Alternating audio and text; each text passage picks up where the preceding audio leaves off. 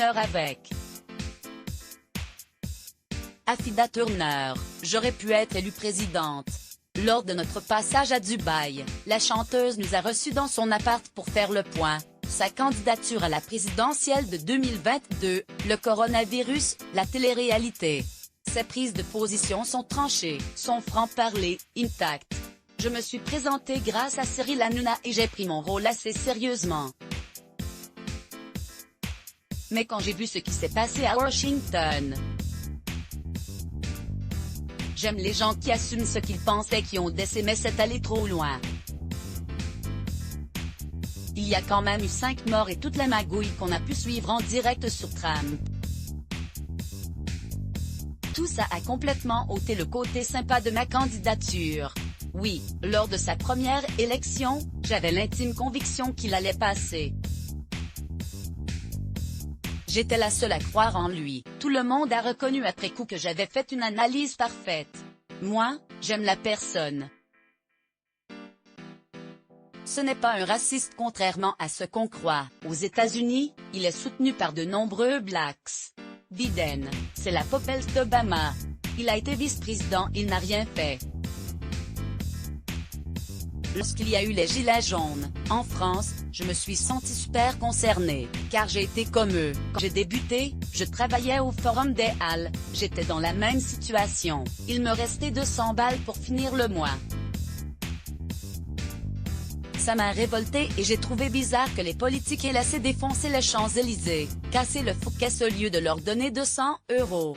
L'assassinat de George Floyd par un policier aux États-Unis a amplifié ma colère, et si j'avais eu les soutiens financiers, j'aurais pu être élu. Car les gens en ont marre des politiciens qui bouffent du caviar derrière leur bureau.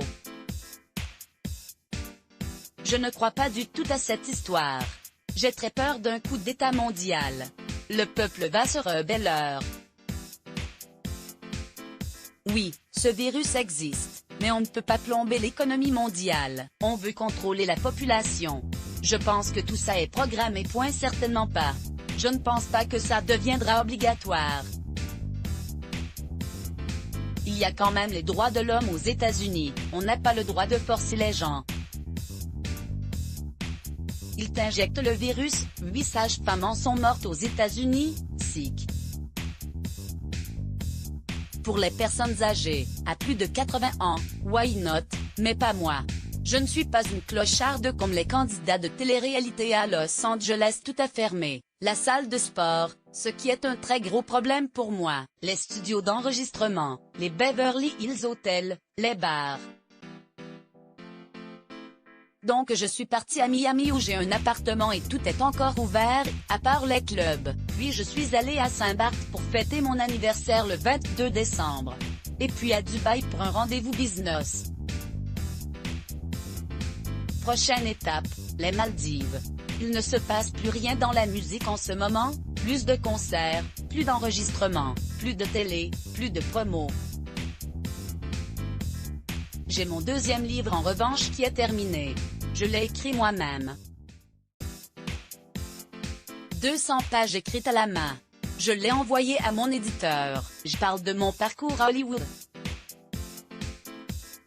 C'était prévu pour mars, mais ça va sans doute être retardé. C'est un documentaire, pas de la télé-réalité. Je ne suis pas une clocharde comme ces faux candidats. Il s'agit de ma vie, de la nana qui vit son American Dream depuis 20 ans, qui part en Allemagne ou à Dubaï pour faire ses interviews. Le tournage n'est pas encore démarré à cause du Covid. Il n'y a plus de télé-réalité, ils se ressemblent tous, il n'y a plus de stars, ce sont des figurants, c'est pour ça que ça ne marche pas. Les gens ne peuvent pas s'identifier. Elles veulent toutes ressembler à Kim Kardashian. Aux États-Unis, c'est autre chose, les Kardashians c'est un super show. Et tout le mérite revient à la mère, Kris. Kylie Jenner, elle se fait gonfler les fesses, les lèvres mais elle ne sait même pas écrire son nom. Oui, mes seins, mes fesses, tout est vrai.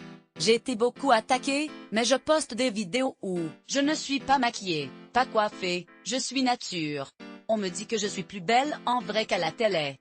La télé, c'est pour les gens laids, ça grossit, ça déforme.